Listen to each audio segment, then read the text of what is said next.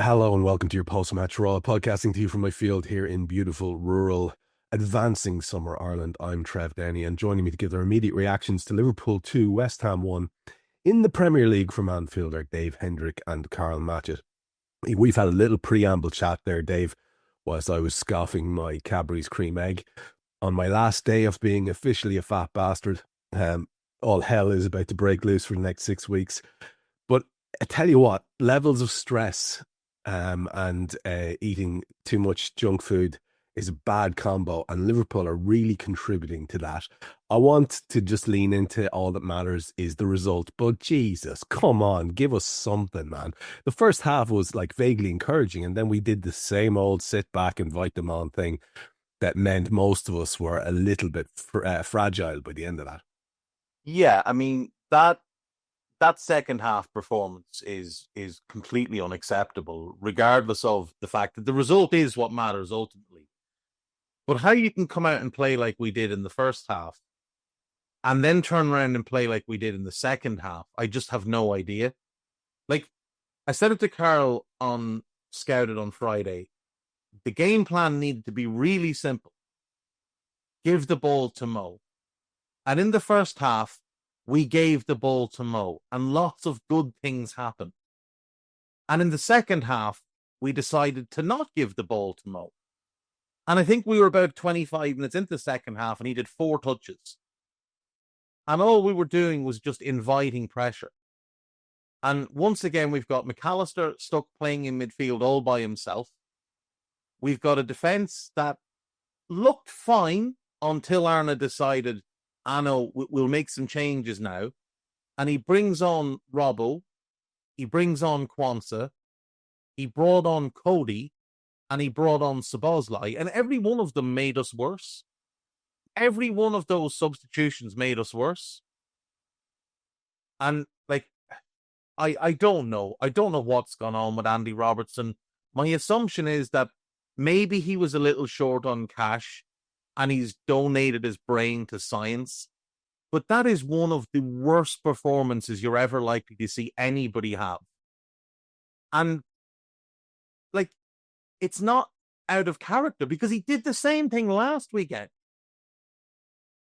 Like, he's once again gone full Lovren today.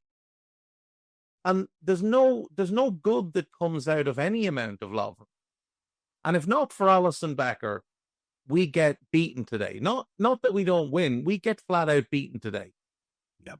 Because he was unbelievable. And, you know, we all like Queeving Teller. We all think Queeving's a good goalkeeper. But this is the level that we're talking about. This is the type of goalkeeper you have to have at this level, especially if you're going to play the way we play. Well, we'd be only a win away from the title if we'd had Alisson last week. Yes. Yeah, absolutely. That's absolutely. Now, I'm kind of glad that we didn't win last weekend because it now leaves us that we can go to Leicester next weekend and relegate them and then come back to Anfield the following weekend and win the title. And in my opinion, that's basically like winning 2 titles.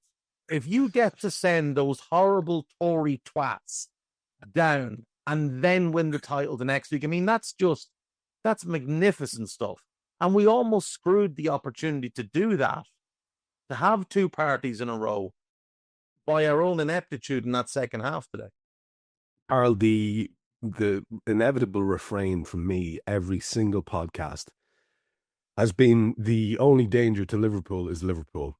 And we found that to be the case again. Now, aided and abetted by some, front foot West Ham play. I'm not saying that they weren't good, but it came about, any real threat came about largely by us being a little bit inept, whether at the source of a cross or in dealing with the said ball in or whatever happens to be. And the only one who stood up and really put up his hand and was magnificent throughout was the aforementioned Alisson Becker.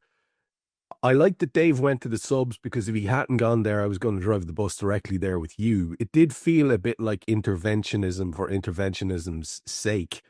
Are we really in a situation where we need to manage minutes to that extent that, like, okay, Conor, your allotted time is up now, even though you've been playing quite encouragingly there at right back.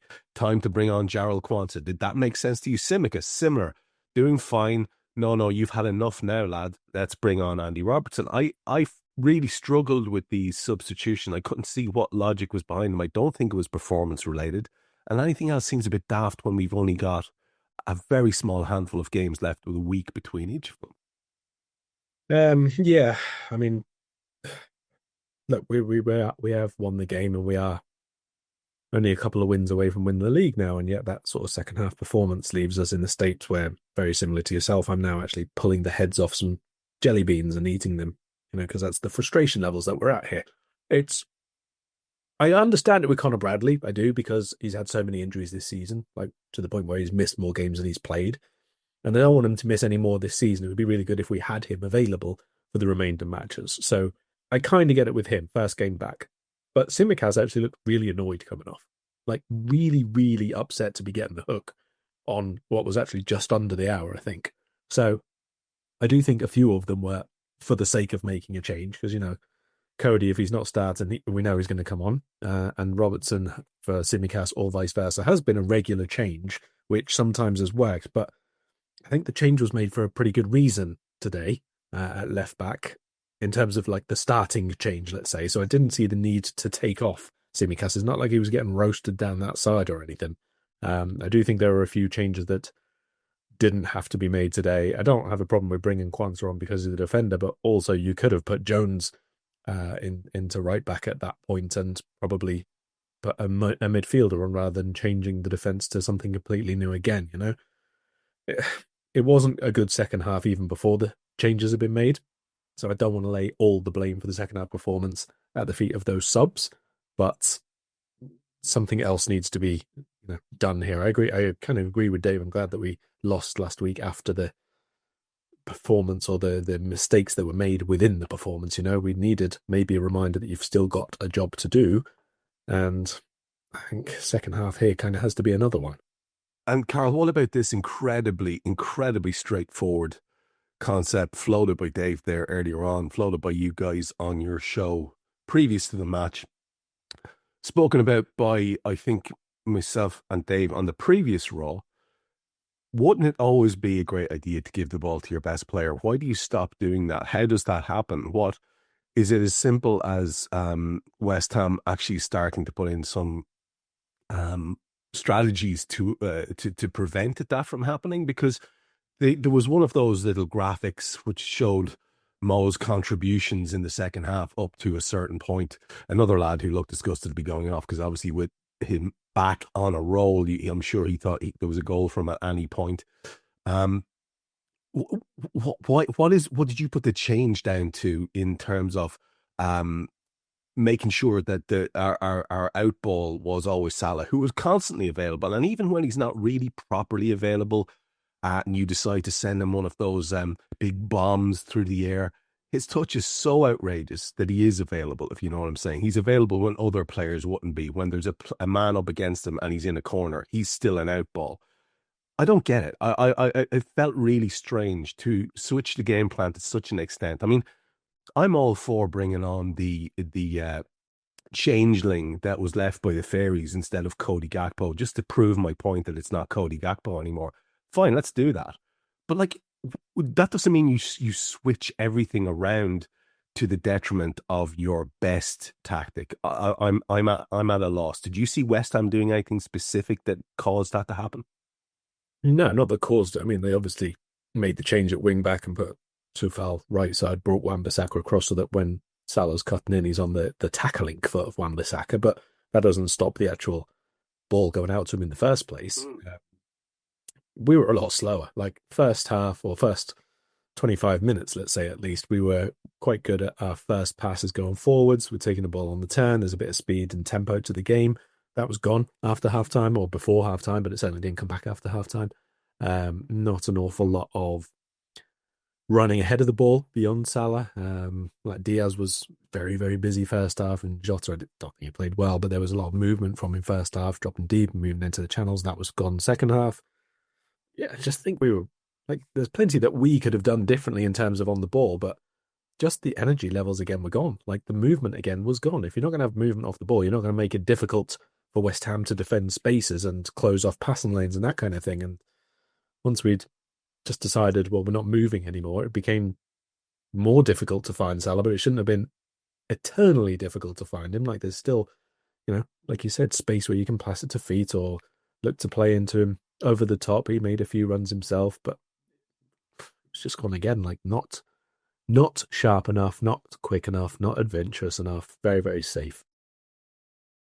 Yeah, and again, no doubt the changes play into that for sure. And I think, yeah, you've done a lovely job of pointing out why it might have been a bit more difficult for Mo once on ball. But as you say, get the ball to him and see whether it's difficult or not. Dave, the teams discussion we can do briefly because we've already mentioned Alisson back, and that left us with Tsimikas in for Robbo and Konate and Van Dijk with Bradley at right back. The change in midfield was that Dom Szoboszlai was left out, and he couldn't really complain about that. None of them really could. Gravenberch and McAllister made up our midfield, and the ongoing Jota experiment continued with Diaz and Salah up top. Our bench of Yaros, Kelleher, Endo, Szoboszlai, Chiesa, Gakpo, Elliott, Robertson and Quansah looks quite strong. A few lads who the manager does not like, a few lads who may not belong for this world in terms of Liverpool land. But, strong enough. It's West Ham that I'm interested in, just briefly to get an opinion from you on them in case there's anything. If there is anything on the Liverpool selection, feel free to mention it. Areola did a few bits today, to be fair to him. Todibo, Mavropanos, Kilman, Wan-Bissaka, Soler, Ward-Prowse, Scarlett, Kudus, Lucas Paqueta and Bowen. That's number order as opposed to position. And their bench, I mean, it's okay. Fabianski, Soufal, Fulkrug, Luis Guilherme, who came on, Alvarez, Rodriguez, Souček, Emerson, Palmieri, and Ferguson. Talk to us a little bit about, I was trying to quiz Jan up during the week on Mulby on the Spot and ask him what he thought about this lad as a manager and what he's doing in, the post Moyes era. What do you make of them as a team, the lineup? Are they in a false position, or is it actually fair enough where they are in the league? I think when you look at the squad, talent-wise, they should be an awful lot higher than where they are. I think he walked into a tough enough position where, Moyes had been there a long time and then kind of ingrained them in a certain way of playing. Lopetegui comes in. It just doesn't go well at all under Lopetegui. And again, he plays quite a reductive style, a bit like Moyes. So Potter's come in and he's wanting to change entirely the mindset of the players, how they play, how they build up and things like that. And that's very hard to do mid-season. That's kind of the type of change you really want a pre-season for. And we saw him go to Brighton a few years back now, take over from Chris Hughton, who also played a reductive style, change it drastically because he had that pre-season. The Reds, it's Jack here, and that was a clip from one of Anfield Index's audio podcasts. If you have enjoyed the video, make sure you do like, share and subscribe to keep up to date on all things LFC. We record around 100 audio podcasts every month, with our shows featuring match-going fans, top journalists, professional analysts and even Liverpool legends along the way, with the great Dane himself, Jan Molby, joining us every single week. If you want to listen to all our podcasts for free, head over to anfieldindex.com/podcasts. Our audio shows are available wherever you get your podcasts. Just search Anfield Index. Or if you prefer to listen to all our podcasts in full and without any ads, why not head over to AI Pro today to check it out now at AnfieldIndexPro.com. If you want to get involved in the great growing community of Liverpool fans, check out the Anfield Index Discord. The link is in the description. Do get involved with that from Reds around every corner of the globe. For now, Reds, hope you enjoyed this video.